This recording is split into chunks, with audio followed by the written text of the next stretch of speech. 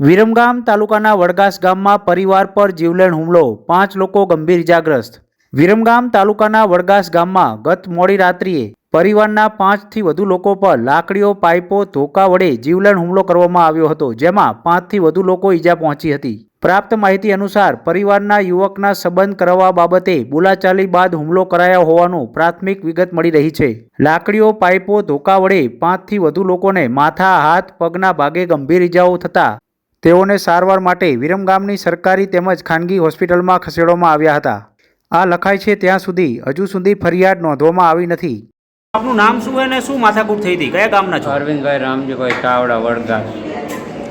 મારા મોટો બાબલો નિસરના કોણે બેઠો હતો ને મારા નાના ભાઈના બાબલાએ રમેશભાઈ રામજીભાઈ ચાવડા, પછી સાહિલભાઈ રમેશભાઈ ચાવડા, ધીરજભાઈ રમેશભાઈ ચાવડા, એમના પત્ની જનકબેન રમેશભાઈ ચાવડા, મોટા છોકરાના લાકડીઓને પાઇપનો માર મારવામાં આવ્યો।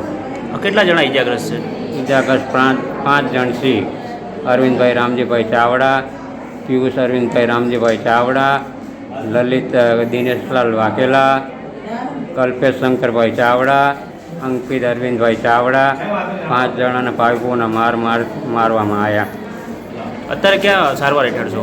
સારવાર મારો મોટો બાબો શિવ હોસ્પિટલમાં છે, અમારા જમાઈ લલિત દિનેશલાલ શિવ હોસ્પિટલમાં છે, અરવિંદભાઈ ગાંધી હોસ્પિટલમાં છે, મારો નાનો બાબલો પણ અંકિત ચાવડા પણ એ ગાંધી હોસ્પિટલમાં છે, કલ્પેશ પણ મારા મોટા ભાઈનો બાબલો કલ્પેશભાઈ શંકરભાઈ ચાવડા પણ એ પણ ગાંધી હોસ્પિટલમાં દાખલ છે।